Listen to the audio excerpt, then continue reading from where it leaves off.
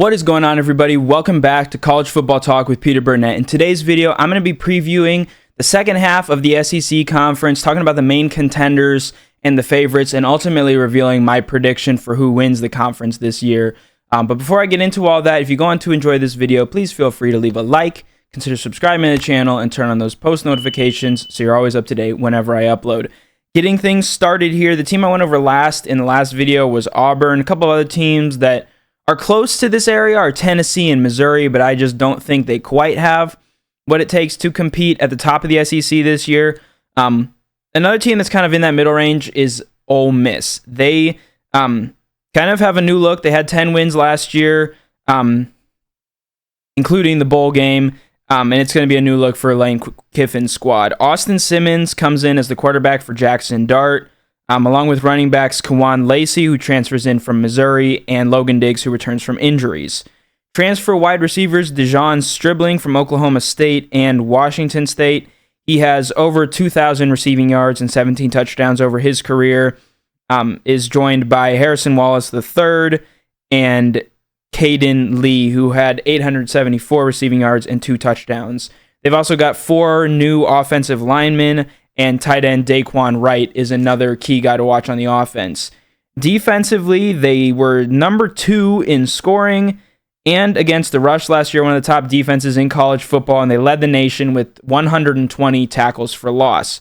So they really were able to get to the ball carrier and get into the backfield. Prince Will Umanmielen transfers in from Nebraska. His brother was on the team last year. He had 7 tackles for loss for the Cornhuskers. Cam Franklin is another guy at defensive end. Linebacker Sunterin Perkins had 10.5 sacks last year. He's really the star of the defense.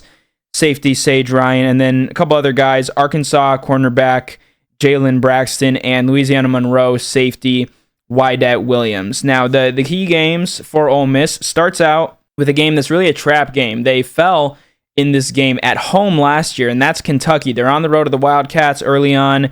Then they're home against LSU, at Georgia, at Oklahoma, home against South Carolina, and home against Florida on, I think, November 15th is when that one is. I think this Ole Miss team has probably one of the better defenses, but there's kind of some question marks around that offense. Certainly unproven at quarterback. They do bring in a couple good receivers, but I think they don't quite stack up against some of those teams like even LSU, Georgia, South Carolina, and Florida. They're probably kind of on equal footing. Those are going to be the next 2 teams actually I go over, but I'm going to go with 8-4 for Ole Miss. I just think they take a slight step back this year, but I could also see them going probably as good as 9-3. Next up is Florida, and the question, kind of 2 questions here. Can the Gators deliver on the expectations that are rising at and around the swamp? And also, will DJ Lagway be able to stay healthy? Obviously, Lagway threw for 1,900 yards, 12 touchdowns. He did throw 9 interceptions, which is something for him to really be careful about. I think it'll be something that he'll be improved upon this year, another year older and all that. He nearly beat Georgia, led the Gators to that upset. He nearly did before he got injured, and obviously things kind of fell apart for the Gators after that. But he's also got 4 offensive lineman starters coming back. That's led by center Jake Slaughter, who's probably one of the best in college football. He's also got a 5-star freshman wide receiver Dallas Wilson, along with wide receiver Eugene Wilson III, and running back Jaden Baugh. So that should be, I think, an improved Florida offense this year. A lot of continuity there, and I'm excited to see what the Gators can do offensively.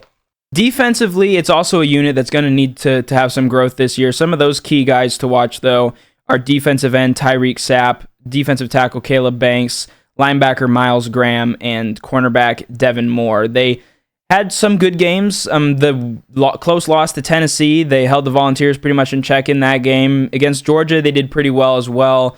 Texas, though, they struggled against, and some of their other losses as well. But I think they're going to be improved this year. I really do think they will be. They have a pretty tough schedule at LSU, at Miami, home against Texas, at Texas A&M, home against Georgia, at Ole Miss, and home against Tennessee. I think this is a team that I think has the pieces in place and has a quarterback who is really good, and I think Yeah, that schedule is brutal. Looking over it, it's easy to say there could be 4 or 5 losses in there, but I'm going to go out kind of on a limb here, and I'm going to say that I think Florida is going to finish 10-2 this season. I think that Texas game is one where the Longhorns could be caught looking ahead. It's also in the swamp. I think that's winnable. That Georgia game, I think Georgia is maybe not quite as good as they were certainly a couple years ago. They'll have some things to figure out. Those road games are going to be tough, but I think some of those are winnable. I think, to me, the real indicator is maybe not going to be that LSU game. I think they can even afford to lose that one, but I think that Miami game. If the Gators win that one, I think they're for real. If they lose that, I kind of would have to backtrack this and say I think an 8-4 finish is more likely. Next up is South Carolina, and it is buy or sellers season. Obviously, it's Lenoris's show at quarterback. He accounted for 3,200 total yards and 25 touchdowns. He's also adding a good running back from Utah State, Rajul Faison, who rushed for 1,800 yards and 13 touchdowns in his career there. Nick Harbor is a really good wide receiver, and then they also have an emerging star in Mazeo Bennett Jr. Defensively, like it often is with a Beamer at head coach, they were a top 20 defense last year. Dylan Stewart, I think, is among the best defensive players in college football. I know he's really high on a lot of draft boards. He's debatedly the best defensive end in college football and kind of up there with Caleb Downs as one of the best defensive players. He also pairs with nickelback and safety Jalen Kilgore.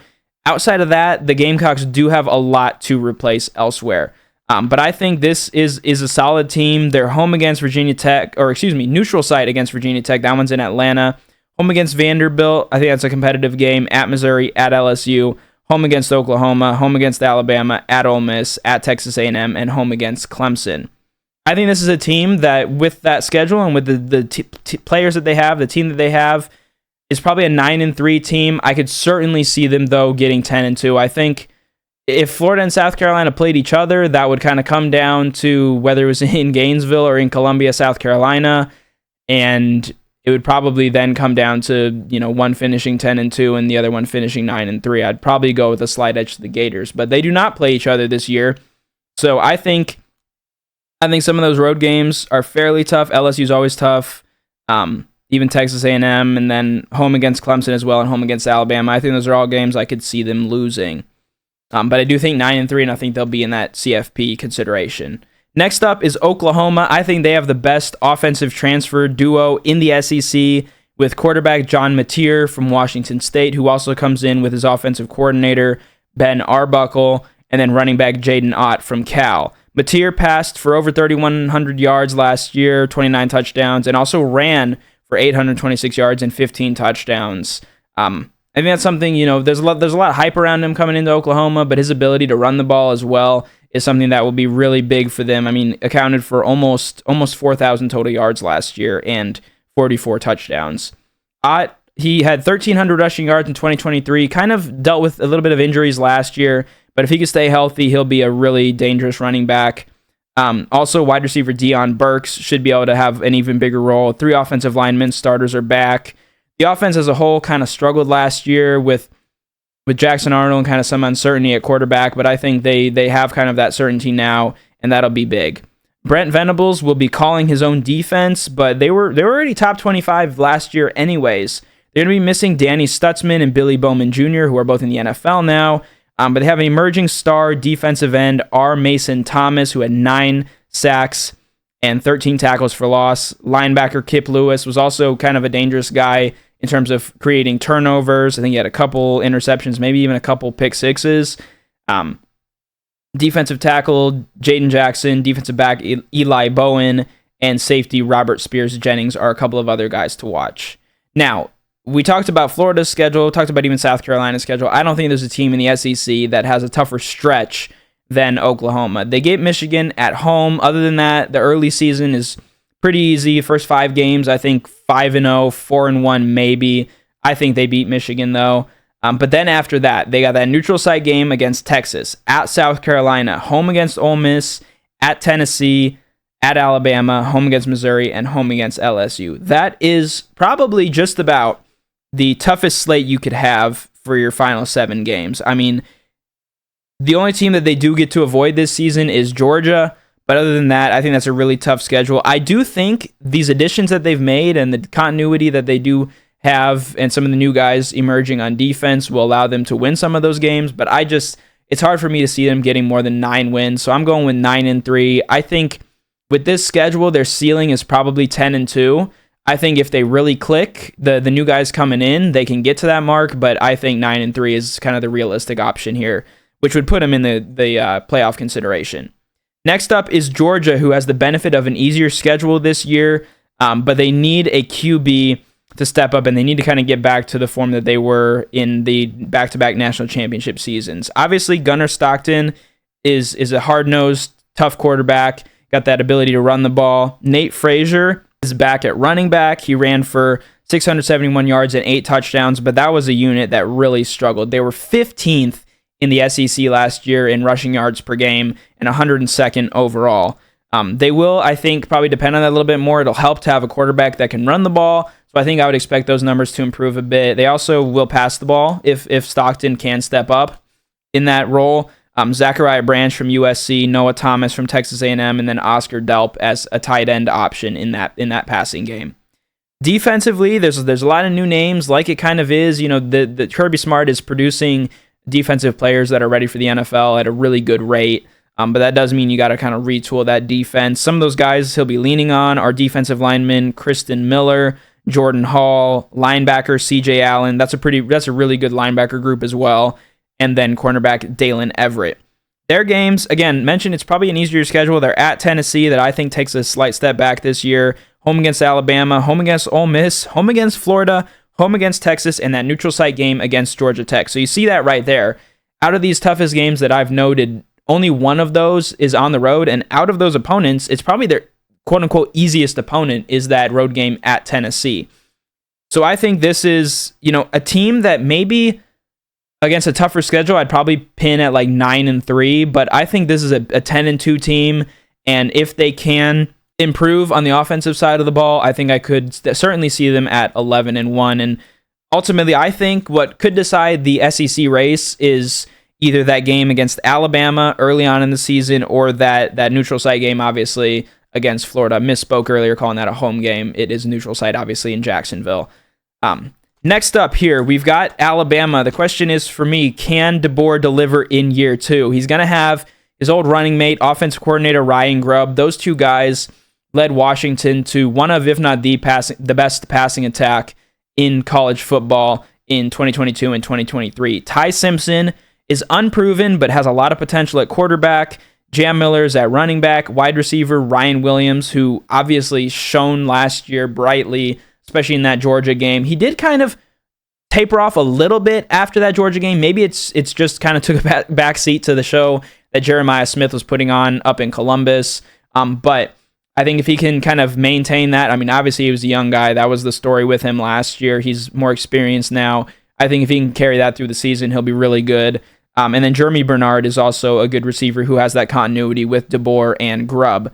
They were 22nd in scoring last year. Center Parker Grailsford anchors that offensive line, and then left tackle Caden Proctor will be protecting Simpson's blind side. Defensively, like it was under Nick Saban, they were top basically 20 defense, so maybe a little bit lower than they're typically used to, but number 10 in scoring, number 19 against the pass, and number 21 in total. Kane Womack is a really good defensive coordinator, kept that defense humming last year. Their key guys, defensive end L.T. Overton, a couple really good linebackers that are probably among kind of one of the top 10 or top 5 units in the country, Deontay Lawson and Quay Russo. And then cornerback Domani Jackson, safety Keon Sabb, who was kind of missed some time last year due to injury, and stepping up was an emerging star safety Bray Hubbard. So this is a really good defense. I think kind of similarly to some of these other teams that I've talked about, if Simpson can live up to his potential, they could be really, really good. Their key games at Florida State, home against Wisconsin. In previous seasons, that'd be a lot tougher of a slate. That's probably why those games got scheduled. This year, though, I think those are both winnable games, maybe even comfortably. At Georgia is obviously the key one here. Home against Vanderbilt, which will be a chance at revenge, this time on their home turf. At Missouri, home against Tennessee. At South Carolina, home against LSU, and home against Oklahoma, and then obviously Auburn to wrap up the regular season. I think either one of those games, at Georgia or at South Carolina, and maybe home against LSU, those are the 3 toughest games of the year. I think they go 2-3 in those games, though. I really think they're a really solid team this year. I think, again, that defense is really, really good, and they have a good amount of continuity at some key positions. So I'm going with 11-1 for the Crimson Tide. Stay tuned for the end of this video to see if I think that is good enough to get them to the conference championship game. Next up is LSU. And the question for them, as it's been for Brian Kelly for most of his career, is can he live up to the expectations? A big thing was getting Garrett Nussmeier to return. If you've seen Any Given Saturday on Netflix, it was pretty obvious that he was very much, basically he almost said, like, I'm declaring for the NFL draft without officially doing so, then decided to come back. That's huge. He accounted for over 4,000 passing yards, 29 touchdowns. He's got his leading receiver, Aaron Anderson, back, along with an emerging star, Chris Hilton. And then running back, Caden Durham is back there as well. Offensive lineman, DJ Chester is one of the key guys to watch here. They've produced some really good offensive linemen in recent years as well. I think of Will Campbell most recently. The defense did have some holes last year, but they make a good addition. Patrick Payton from Florida State. They also returned probably one of, if not the best linebacker duo in college football, Whit Weeks and Harold Perkins. And then in the secondary, they've got Ashton Stamps and AJ Hawley are the 2 guys to watch there. Their games, they're at Clemson. That's a really tough opener there. That should be a really good game. I'll be previewing also on that note week 1 here coming up here soon. I'm also going to be posting a video with my college football playoff projections. But continuing with this, home against Florida, at Ole Miss, home against South Carolina, at Vanderbilt. That's upset watch because Vanderbilt beat Alabama and nearly beat Texas last year, and they've got a good amount of those guys coming back, especially Diego Pavia. And then home against Texas A&M, at Alabama, and at Oklahoma. I think LSU's schedule kind of goes under the radar just because of just how tough Oklahoma's is and even how Florida's is, especially consecutively. But I think this is a tough schedule.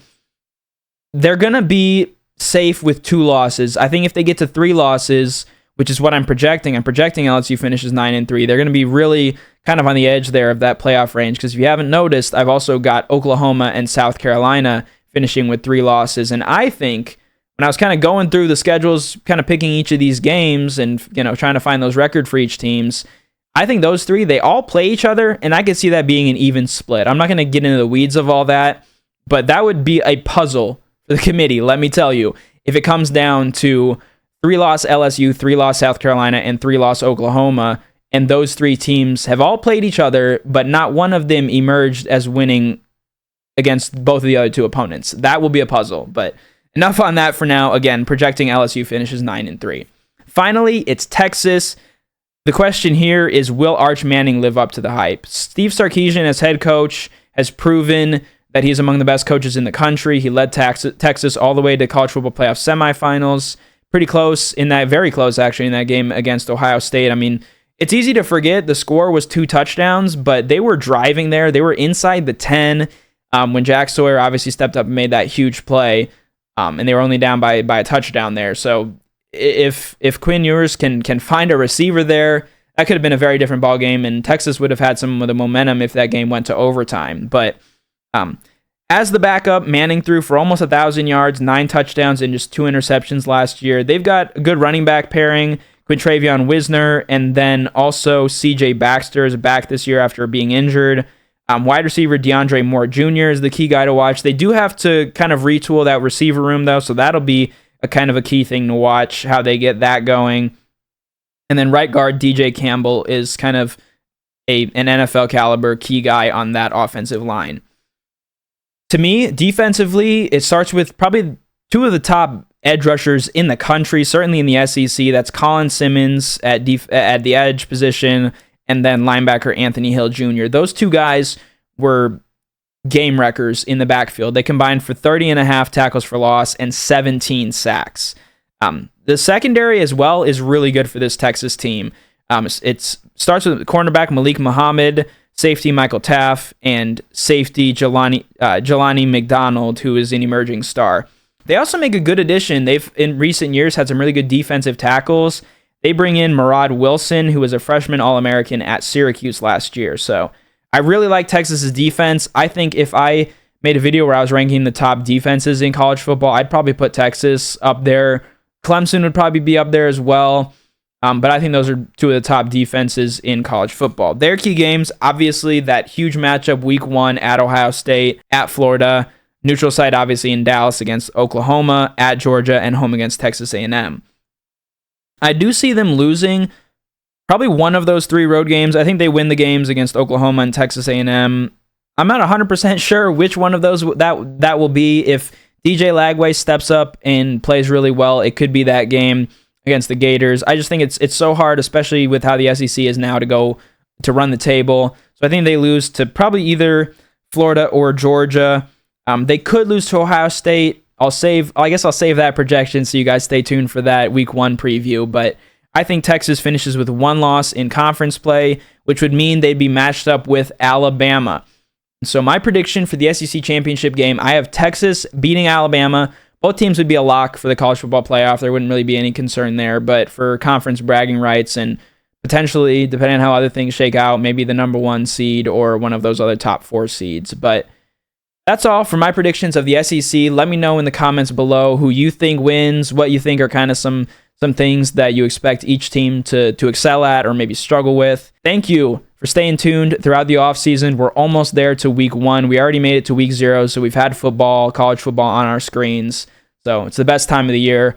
Have a great rest of your day. I'm Peter Burtnett signing out. Peace.